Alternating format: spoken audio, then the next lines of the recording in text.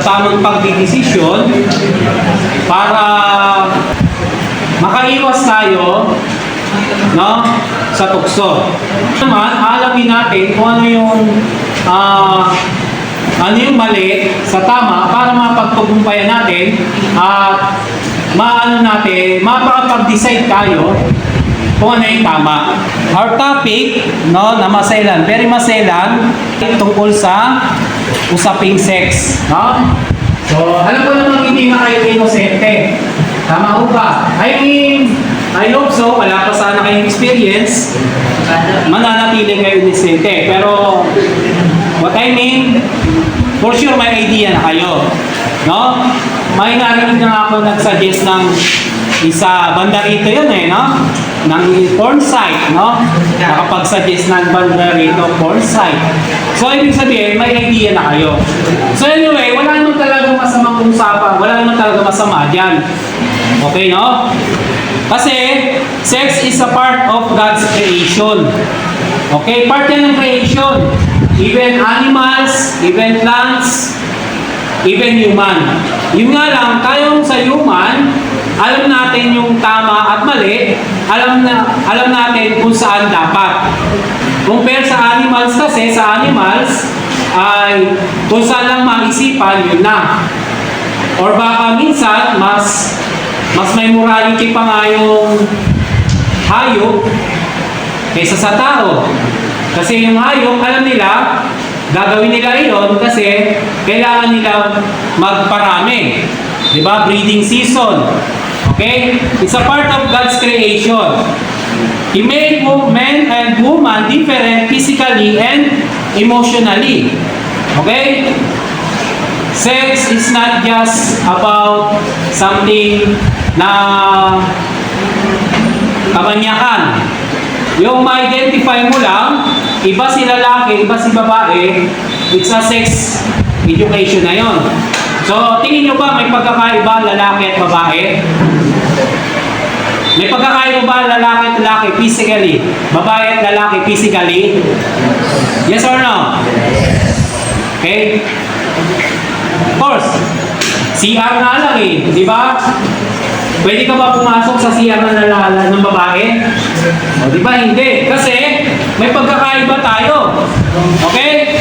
Ang CR ng babae, ano lang meron sa CR ng babae? Ano lang? Toilet agad. Tama? Pero pag pumasok ka sa CR ng lalaki, may toilet, may urinary. Tama? Diba? So, doon pala magkaiba. Physically, magkaiba. Tayo flat, ang dibdib. Okay. Sila hindi. Tama mali. Walang mali siya doon. At tayo mayroong Adam's apple, kaya meron sa ating malalaki ang boses. Yan. Sino malalaki ang boses dyan? Ako kasi parang Pino, no? Alam ko yun. No, meron malalaki ang boses. No? Mga babae, mahinhin. No? Hello! Kumusta? No? May maalay sa Valdez pa nga. Ano ba yun? Yeah, alam ko natin. Diba? Yung parang pinakain boses, no? So, physically, magkaiba tayo. Emotionally, magkaiba tayo. Time, pag lalaki umiyak, anong tingin mo? Diba? Bumababa agad tingin mo. Ang hina naman ito. Pero sa totoo lang, maganda rin yung minsan ay umiiyak. Okay? At kapag ang lalaki iniyakan ka, totoo yun. Kasi kami, hindi basta-basta umiiyak. Yan gusto niya no? Pero ang babae, kapag nakita mo iyak ng iyak, parang okay lang yun. Kaya iyak babae, iyak na. Diba? So magkaiba na, no? Kaya lang compare sa animals, okay, tayong mga humans ay may ability na mag-isip, no? Kung ano yung mali at kung ano yung tama, no? Sex is a physical act, no? It's a sacred expression of love and unity within marriage, no? It's a God gift sa mag-asawa. Kasi kaya nga yan nga yung sinasabi, mula ngayon, hindi na sila dalawa, kundi sila na ay iisa. Hindi lamang sa puso, bagkus in physical act, no, nagiging iisa sila, no? Kasi yan ay biyaya ng Diyos sa mag-asawa. Sa mag-asawa. Okay? Hindi pwedeng gawing laro-laro or experiment. Yun nga lang, in everything God created, God has a purpose and order. So, lahat ng nilikha ng Diyos, mayroon siyang dahilan at mayroon siyang batas. So, anong dahilan niya? Bakit niya nilikha? O binigay sa tao ang sex? For procreation. Pagpaparami, yun ang utos niya. Mula ngayon, humayo kayo at magparami. Hindi niya sinabi, lalaki, magparami ka kay Eva, magparami ka kay Diana, magparami ka kay Abigail. Hindi ganun yun. It's a misconception. No? Humayo kayo at magparami from female and male, so mag-procreate sila. Okay? At nilikha rin talaga yan ng Diyos ng masarap at masaya. Alam naman magtitigan kayo, buntis ka na. No? Ayaw naman ni God ng ganon. Kawawa naman si babae, mga anak, masakit. Pero nilikha niya maging pleasurable, no? Kasi it's a part of His plan. Okay? So God has a purpose and order. So ibig sabihin, kapag may purpose, may order, ibig sabihin may batas. Kapag may batas, mayroong mali at mayroong tama. Okay, no? So si Jesus, in-honor niya ang marriage kasi yung konteksto talaga kung para kanino ang sex. Okay? Nasa konteksto ng marriage. Naintindihan mo ba? Okay, no? Hindi sa mag-boyfriend. Okay, no? Pag nag-take advantage si boyfriend mo sa iyo, ibig sabihin nun, hindi maganda ang layunin sa iyo. At ikaw babae, hindi mo obligasyon na ibigay yung pangangailangan sa kama ng boyfriend mo kasi hindi ka naman asawa. Okay? Ang obligasyon ng babae sa kama ay para lang sa asawa. Kung hindi ka naman asawa, wala kang obligasyon sa kanya. Anong obligasyon lang ng mag-boyfriend at mag-girlfriend? Companionship. Kapalagayang loob lang. No? Yung may mga pagkakataong masama ang loob mo, pwede mong sabihin sa kanya. Hanggang dun lang. No? Yung obligasyon sa kama, sa mag-asawa iyon. No? So, ngayon, nilikha ng Diyos ang sex na may order, ibig sabihin may batas, ibig sabihin pag may batas, may paglabag. Okay? So ano ang order o purpose ni God? Bakit niya nilikha ang sex? For marriage person only at para sa pagpaparami. Okay? So yun lang yung kanyang layunin. Ano ang mga paglabag dyan? Ang utos ng Diyos, kapag ang isang utos ng Diyos ay nilabag mo, ibig sabihin ay distraction. Ibig sabihin ay pagkasira ng buhay. So, wala sa plano ng Diyos ay ang sex na wala sa pag-aasawa. Kasi kapag wala sa kasakramento ng kasal or asawa, so ibig sabihin nun ay nagdudulot siya ng distraction. Wala sa kalooban ng Diyos ay ang premarital sex. Yan, no? So, alam ko naman may idea na kayo. So, ano ibig sabihin ng premarital sex? Ha? Siyempre, yung sex na wala sa konteksto ng pag-aasawa. Magkakaroon tayo ng experiment. Imagine, this is your body. Yan, no?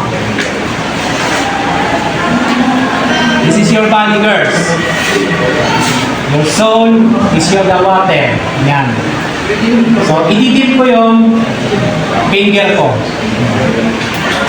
Tingin nyo, kaya ko kaya inumin to? Siyempre, inumin ko kasi daliri ko naman to eh. Hey, kaya ko pa inumin kasi daliri ko eh. Lahat ng boys dito, tayo ulit. Tayo kayo, bilis. Tayo. Okay, edit mo. Okay, habasit, edit mo. Habasit, edit mo. Habasit, edit mo. Habasit, edit mo. Habasit. Tingin niyo, inumin ko? Ikaw, ayaw mo inumin? So, ikaw, ayaw mo inumin? Siyempre, hindi ko rin inumin. Remember girls, your virginity is your key to your soul. Now, once na kung sino yung makauna sa iyo, intact na yung kaluluwa mo sa kanya. At kapag intact na yung kaluluwa mo sa kanya, kahit magkaroon ka pa ng bagong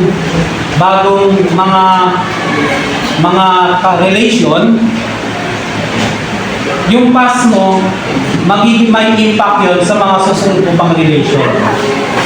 Okay? Minsan, ikukumpara mo siya yung present sa past. No? Kasi nakatali ka na sa kanya eh. No? So, careful. No? Kasi yung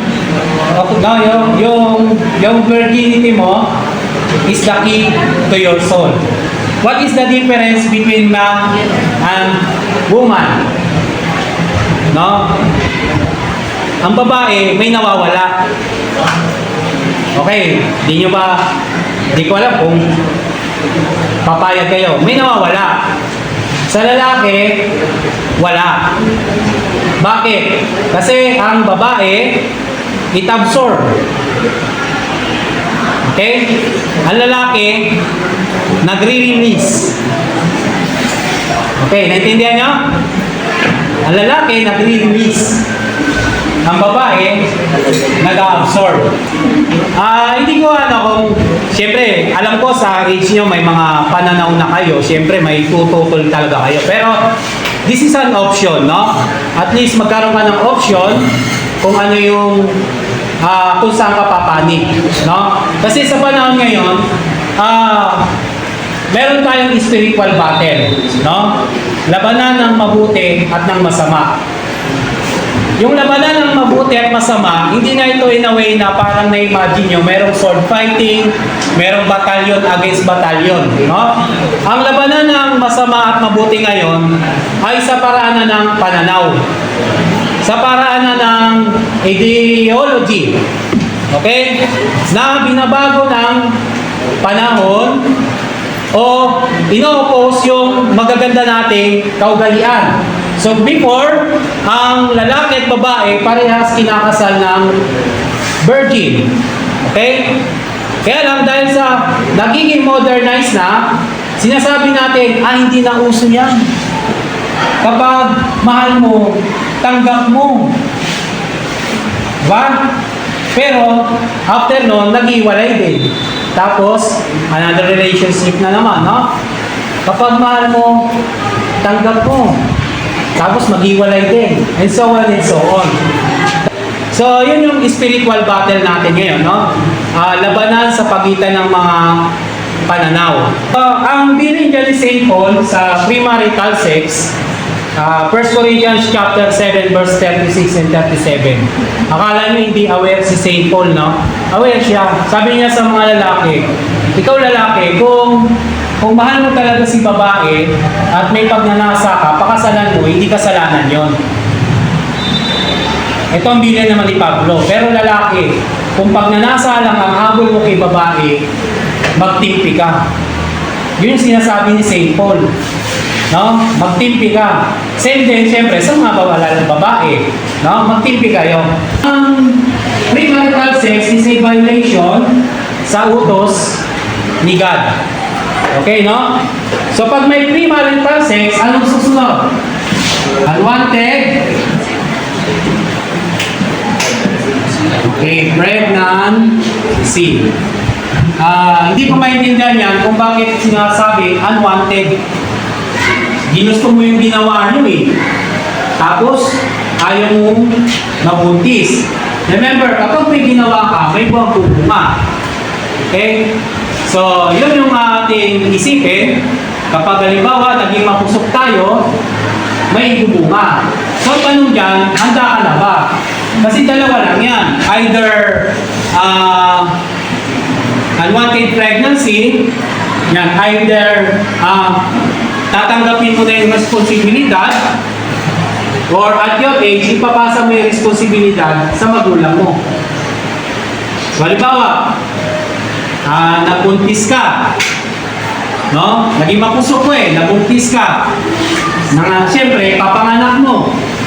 Ayan na. So, ano ang tingin nyo impact sa buhay nyo?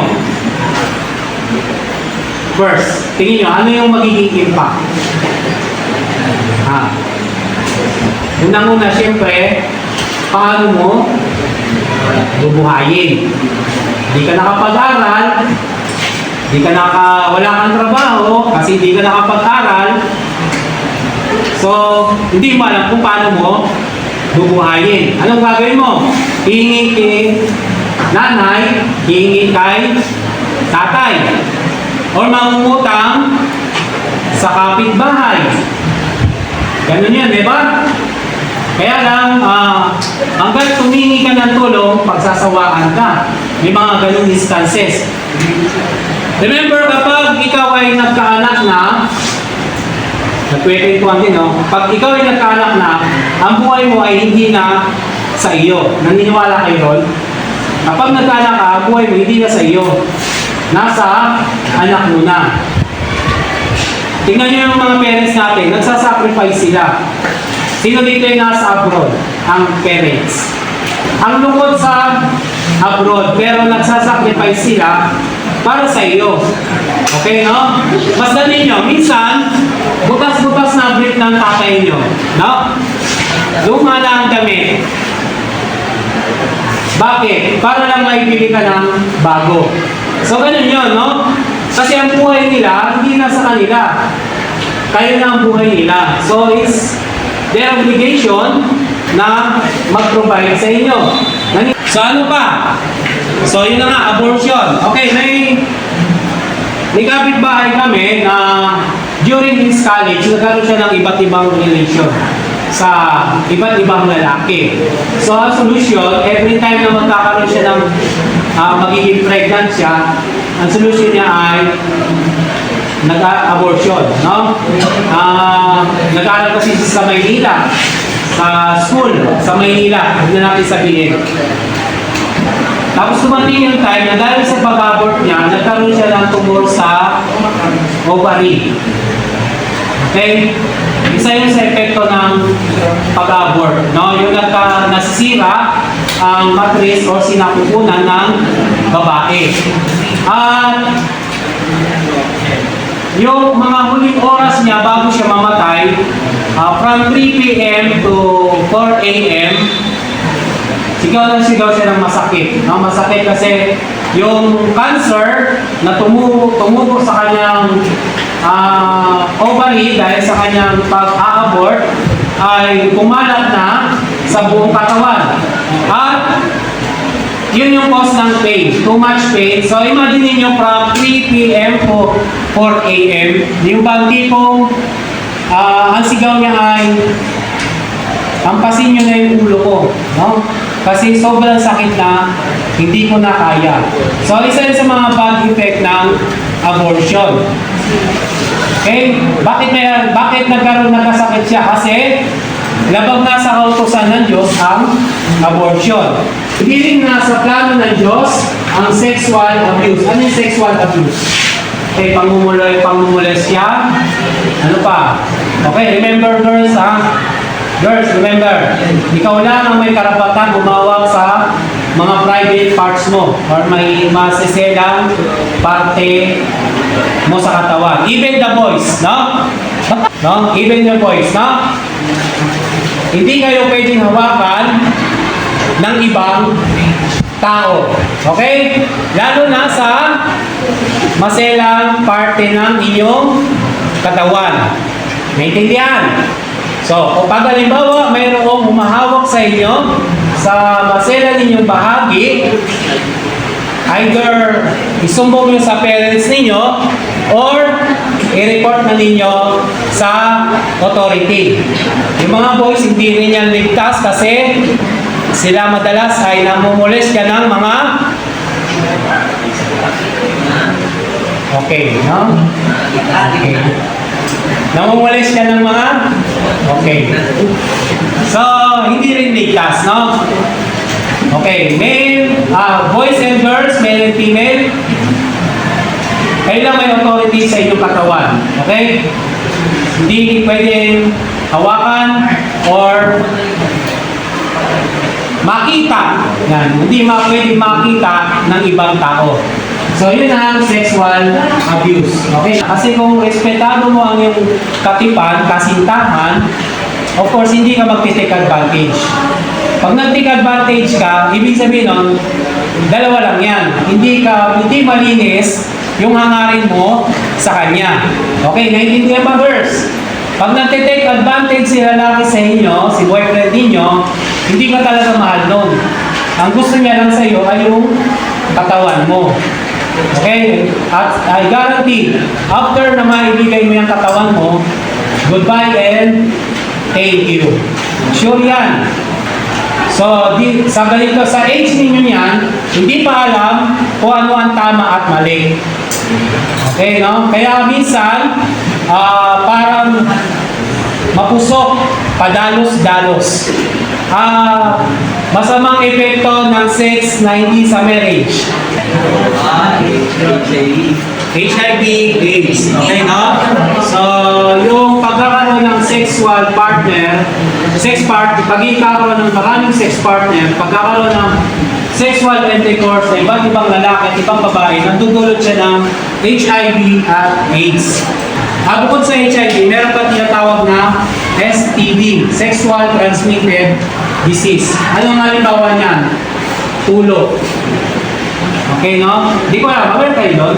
Meron kayo sa STD, Sexual Transmitted Disease, mga nakakahawang sakit dahil sa sex. No? Alam niyo ba, isang tao, meron siyang 10 million colony, 10 million ang colony ng bakterya sa saliva. Okay, next. Ang bawat isang tao, merong 10 million na colony ng bakterya sa saliva. Okay, 10 million. Isang person. May 10 million si boy, may 10 million si girl. So, nag-lips to lips sila. Ilan na? Okay, 20 million. Nag-break sila. Yan, nag-break sila. So, naganap uli siya ng ibang girlfriend at naganap siya ulit ng ibang boyfriend. So, kanina, meron silang 10 million. Dahil sa sila ay nag-lips to lips, meron na silang 20 million. So, meron din 10 million si female at 10 million si boy. Okay, no? So, nag-lips to lips sila. Ilan na meron? 30 million ng colony. Nag-break na naman. No? Tapos sila naman yung nagkatuluyan. Ayan. No? So, 30 million colony of bacteria plus 30 million of colony of bacteria. Okay. Nag-join force ulit, meron ng 60 million ng colony of bakterya. Sa statistics, ang babaeng Pilipina bago ikasal ay mayroon daw siya sinasabing 7 na lalaki na nakakalips-ulit bago ikasal. Okay? Sa Amerika, minimum of 35 na female or lalaki hanggang sa sila ay malips-ulit sila hanggang sa sila ay maikasal. Sabi nga ni God, doon sa babaeng nahuli sa pakikiapid, ano sabi niya? Sabi niya sa babae, hindi kita hahatulan. No? Pero, humayo ka at huwag ka nang magkasala. So, lahat tayo may mga failures or minsan nagkakasala tayo, pero hindi naman yan dahilan para tayo ay talikuran ng Diyos. No? Ang Diyos ay naghahantay lang sa atin para tayo ay magbago at talikuran yung ating mga kasalanan. Okay. So anong sinasabi ni God ni Jesus tungkol sa lust? Okay, sa masamang nasa. Matthew chapter 5 verse 28, sabi ni Jesus, even looking with lust is like committing adultery in your heart, no? So, yung palang tumingin ka lang ng may nasa sa babae or sa lalaki ay nagkasala ka na. Remember, tumingin ka lang ng may nasa sa lalaki o sa babae ay nagkasala ka na. Ito yung double standard dito yung lipunan. Kapag halimbawa sa babae, sinabi ko, wow, miss, ang sexy mo. With you, ba? Anong impact nyo sa akin? Magagalit kayo, siyempre. Bastos ng lalaki ito Wow, irereklamo nyo ako sa barangay. Diba? Pero pag ang babae, pumunta siya sa McDonald's, ang gwapo ng crew. No, sasabihin niya ni babae kay crew na lalaki, wow, patikim naman ang hotdog mo. O, di ba? Kinilig kayo.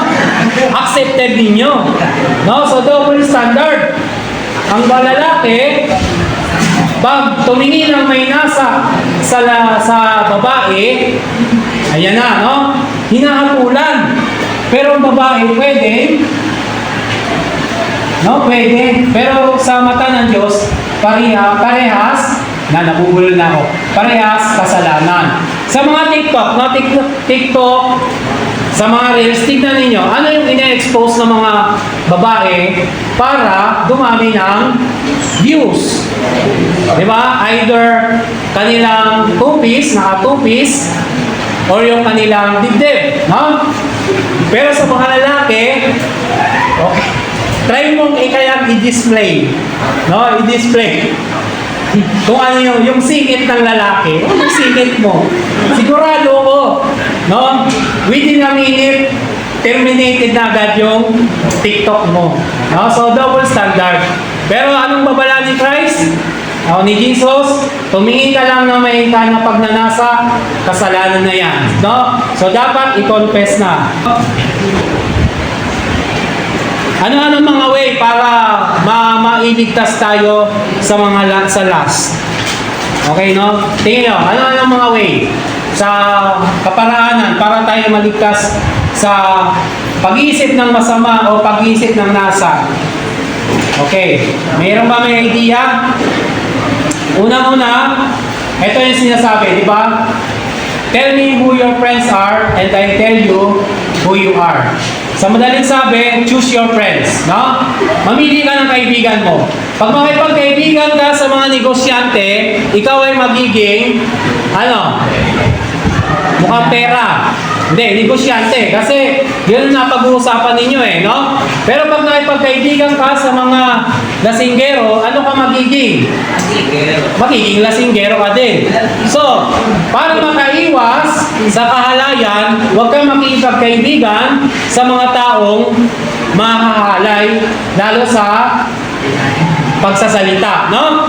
kwentuhan pa lang, lumayo ka na. No? Ako ganyan, no? Sa mga trabaho, sa mga mga kapitbahay, kahit kaibigan no? Pag nagkwentuhan na yun ng mahalay, lumalayo ka na. Lumalayo na ako. Bakit?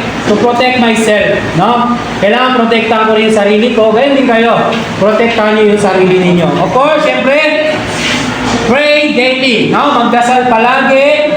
Okay, choose your friends. Sasabi na natin, confession and Eucharist, no? Mangumpisal, linisin ang puso at magdasal sa Eucharistia o banal na misa. Okay, no? So, practical advice, lalo sa inyo. Be aware, okay? Be aware, know your weak and spots and avoid them. Ano ba yung kahinaan mo? Saan ka ba mahina? Okay, no? Sa gwapo. Mahina ka ba sa gwapo? Oh, halimbawa, meron kang kaibigan, gwapo, or meron kang kaibigan na maganda, at talaga naman nakakapag-isip ka ng masama sa kanya. So, ano ang gagawin mo? Ha? Anong gagawin? Layuan mo muna. No? Lalo kung hindi mo naman kayang mahalin at hindi ka kayang mahalin. Okay? No? Stay active. Okay, no? Sa edad ninyo, stay active. Pwede kayong mag-join sa mga palaro. Ano pa? Mag-join sa mga church activity. No? Malaking tulong yan. Or mag-join sa mga non-government organization. Pag active ka, yung isip mo hindi mapupunta sa kahalayan. Kasi the more na nagkukulong ka sa kwarto mo, the more na makakaisip ka ng kahalayan. Remember, ang tukso ay nasa kapag nag-iisa ka na. Naniniwala ba kayo ron? Si Jesus, kailan tinukso si Jesus? Nung siya ay nag-iisa sa disyerto. No? Dahil nag-iisa siya, tinutokso siya. No? Halimbawa,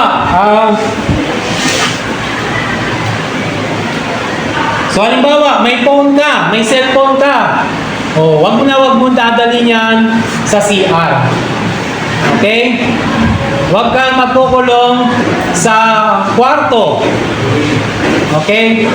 Kasi yun yung way para ikaw ay tuksohin ng kalaban.